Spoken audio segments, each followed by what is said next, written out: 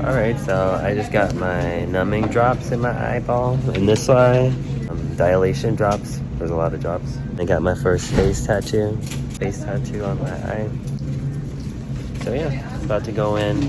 It's a quick procedure, and I'm all prepped up. They're gonna do an IV, and they're gonna get me going pretty soon. Alright. I hear praise and worship music. Alright, so I just got out of surgery. I can kind of see through this patch thing. That's what my other eye looks like. And this is me. It's all done. I'm out of the service. It went well. God is good. I'm in a cart. And that's it. Walking around.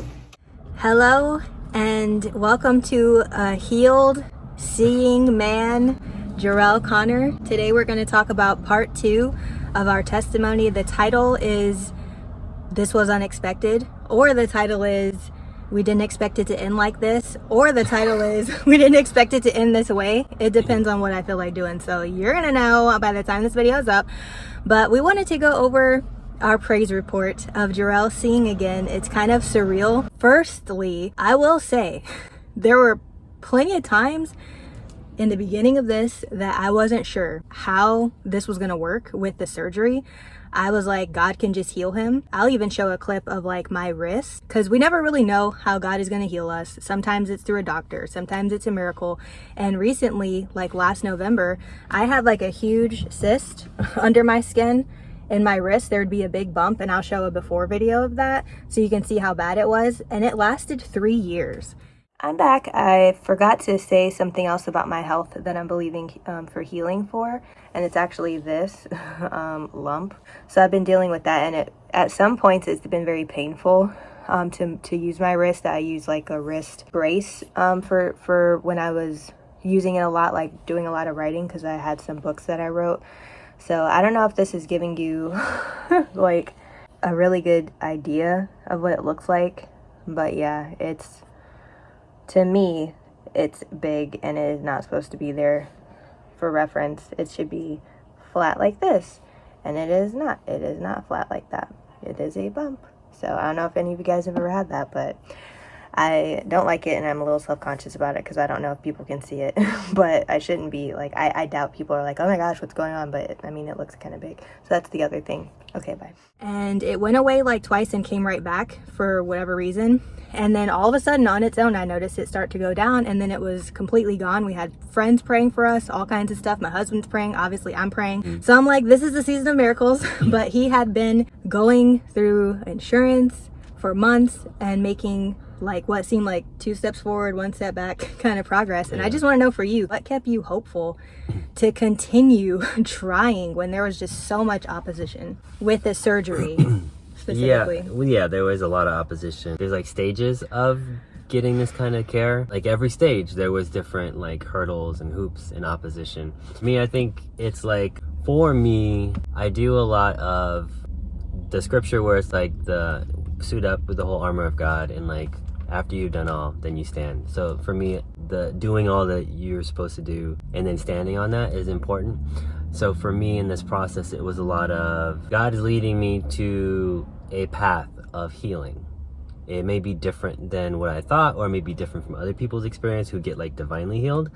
And my job was just to keep going until I couldn't go anymore, I guess is how I would say it. And in that process, there were a couple of points where it's like, this is the final straw. If this day doesn't happen, and a lot of times, it happened several times on Friday, and we started having a thing we call Breakthrough Friday. And because one of the first major ones was Friday, where I had set up everything for an appointment before to get seen and have these final tests and scans that I needed, and then insurance would be like, okay, you're covered, now you can take the next step.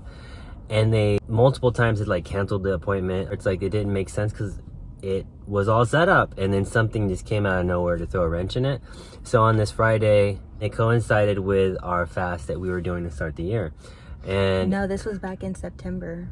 Oh, it was the other fast. So we do a lot of fasts. So the September fast, and it coincided with that, where it was like, well, that was after we finished the fast. God was telling me like that was the breakthrough that happened on that day, and I was like, wow, that means that was him breaking through that that wall or barrier in life. And especially with this testimony, that's one of the things that I definitely do point to, is look for God to break through your situation. And it's not always how you think it would happen, but if you're diligent and if you're seeking him and doing the steps that he gives you one step at a time with faith, for me, like, you only see like the next step, whether it's a staircase or like a ladder or whatever you see, the next step you see. So take that step.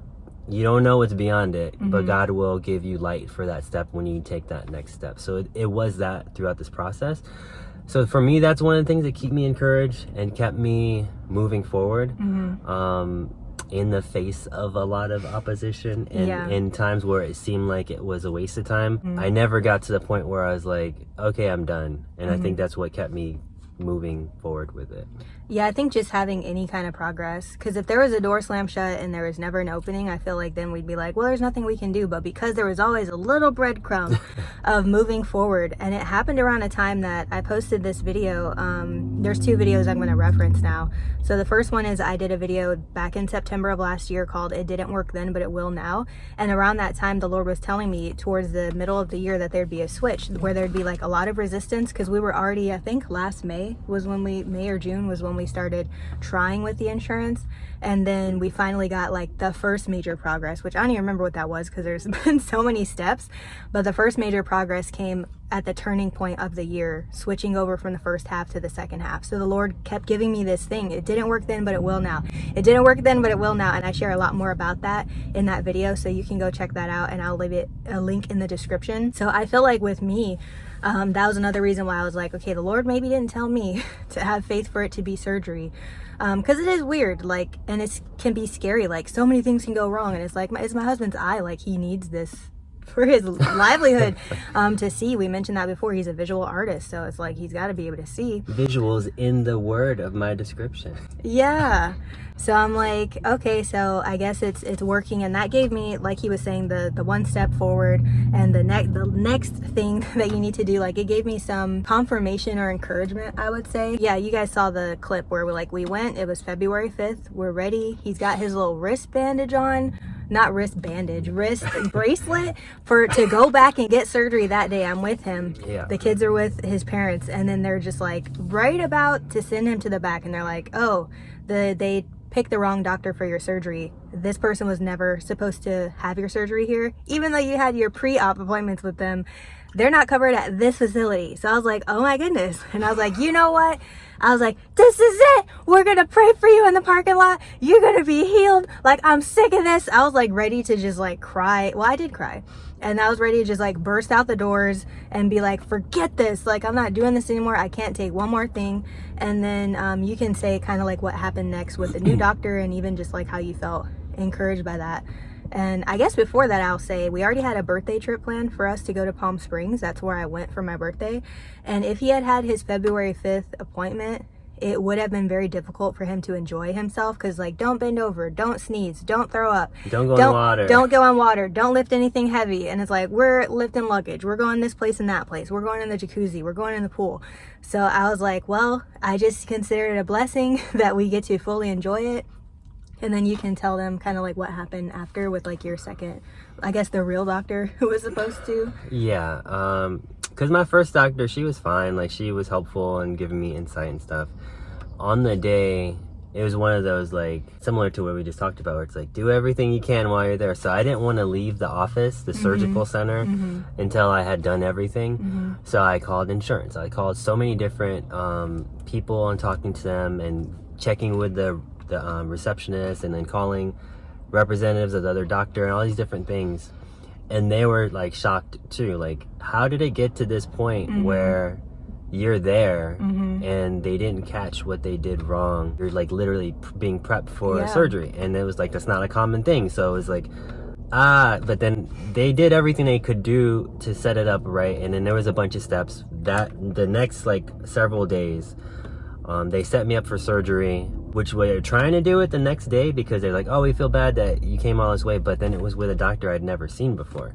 So she was like, you should probably see me first. So I make sure what I'm putting in your eye is actually going to match, because there's like a narrow line of sight that has to match up with the lens they put in. For focus, right? For To be able focus, to- yeah, and all of that. Because I had like a specific lens to be able to do my art and the stuff that I do. Finally got an appointment with this new doctor.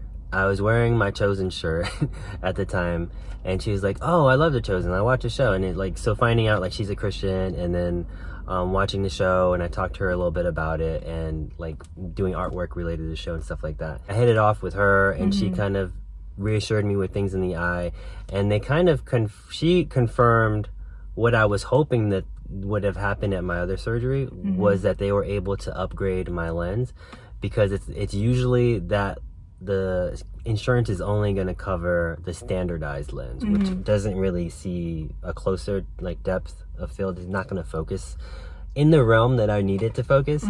So I wasn't sure. They were like up to the wire if they were going to approve it or not, and they didn't have it in time, so it was questionable if I did have my surgery on that first day. So with her, she was like, let me do more tests, and then she was like, yeah, we can do this lens. And then insurance actually approved it to be like, yeah, we'll do it because it's a special case.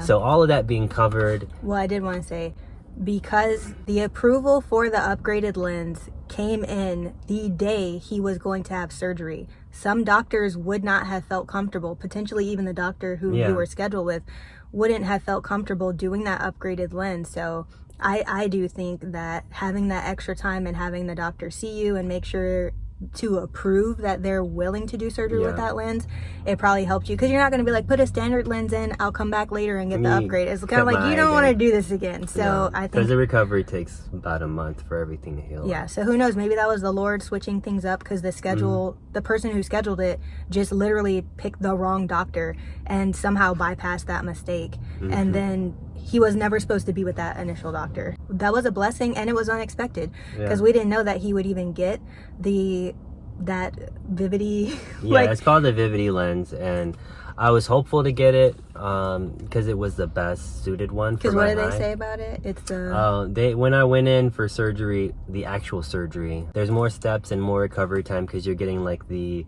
BMW or the Lexus of the Rolls Royce, or the Rolls Royce of eye lenses, because the standard one is just standard, and this was like the upgraded one, so it's like, ooh, it's so special kind of a thing. So that was cool. And then the day of surgery, like you were saying, there were some things that stood out where you felt like the Lord was kind of like there with you, like walking you through it. You can tell them about that. In that same bed where they were prepping me and getting my IV and everything set up, I was hearing like a faint sound of music, and I was like, this song sounds familiar. Then I started to hear more of the song, and I'm like, this is a praise song, maybe like The Blessing or something. And then later on it was, oh, this is a Chris Tomlin song talking about home, like I'm home kind of a thing. I'm going home. So yeah. And you're like, am I dying today? No, just kidding. No, Jesus? it was like like you don't expect to go to a surgery center and then have like praise music playing with all the nurses and people who are prepping you and stuff in the background.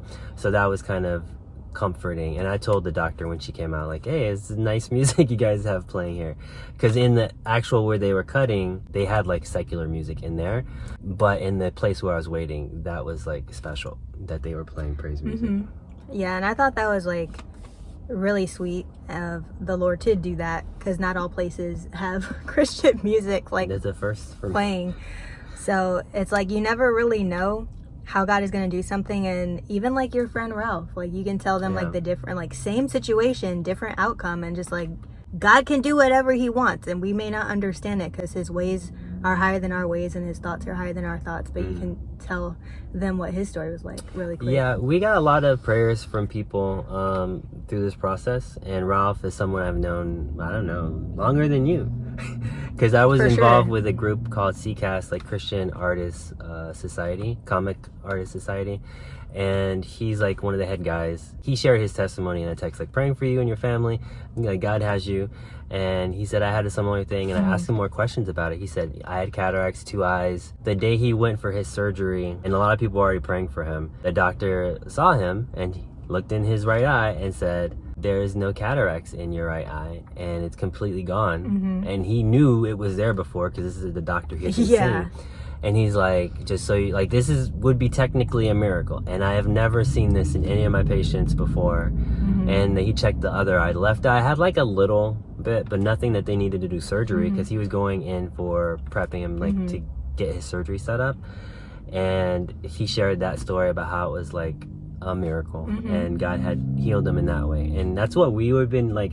We're believing that anything is possible. God can heal through this way. We know that. And I mean, I shared with you kind of my take on it. I wasn't like, oh, how come other people that we know get this kind of healing, but then mine is different? And for me, I kind of came away from it with the account where in the Bible Jesus heals the guy who was born blind, and people said, whose sin is this? And Jesus was like, it's nobody's sin. It's so that, like, so I can be glorified, so God can be glorified through this miracle.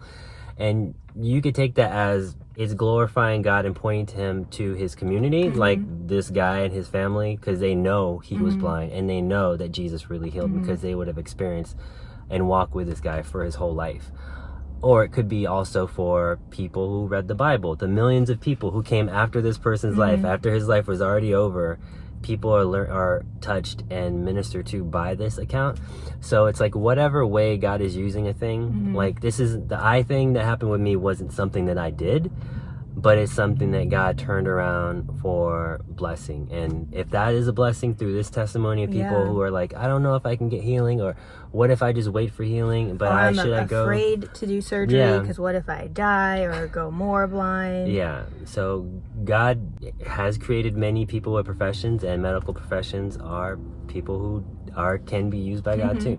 So there's a lot of ways that he brought his favor in my situation and testimony for my healing through different ways. So I think when we're believers, we should get out of this, like, we got to compare how our testimonies line up, because everybody's different. Are you more holy because you got the miracle thing? Like, maybe his doctor needed to see that because he never saw that before. And your doctor was a believer, so maybe we had the right one to make sure you don't go blind or something more blind after it.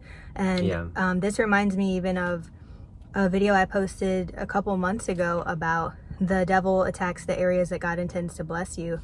So go watch that too. But on that same vein, like we talked about with his eye, is like with my hand, that cyst, it was very painful. Like sometimes it would wake me up at night just from the pain of my wrist. And then like it was around the time I was getting a lot of book deals to write books. Like it had started, like I got the cyst like a while, like 6 or so months before I even started writing. But all of the books that I wrote from 2021 and 2022, it would exacerbate the pain in my wrist. And then, like I said, it wasn't until last year, all of a sudden it goes away. 3 years later, almost exactly, because it started right after my son was born. Like, I think the same week my son was born, November 2020, I was like, what the heck is this lump on my wrist? And like, I never heard of it before. And then I looked it up and I was like, oh, this is common for like gymnasts and athletes and people. And I'm like, I do neither. I do none. So what am I doing over here with this lump? So it's like, for me to get healed miraculously, and then for you to need surgery, like it's for the wrist to be attacking, like I'm writing books, and then for your eye as an artist, like to be needing that is like, I also, wonder with that, because we've talked about it, like so many health issues that have plagued your side of the family. Potentially it was so hard and there was so much resistance because you're not only fighting for your health, you're fighting for generations behind, generations parallel, generations future, just to try to advocate for yourself and to get the right health and to not keep having this like curse or whatever following you guys. So that's something that, anything else you want to say about that part of it? Like any additional insight that you feel like God's given you about that? No, I think you covered what I would have said about it, and I feel like that is like definitely the enemy wants to attack what God has blessed or called. So that is very true. Yeah, because you were doing a lot for your dad when he was having issues, and you were doing a lot for your mom simultaneously, being on the phone all day trying to get these appointments. And it's kind of interesting, like once his parents were kind of taken care of, then all of a sudden things are opening to where like God had kind of cleared my plate, as it were, led right up to my dad needing like immediate medical advocacy. And I had to be in there in the hospital room and like looking at prescriptions, and when he was like on the wrong kind of like meds or painkillers that gave him like some kind of like fogginess, being there and kind of advocating.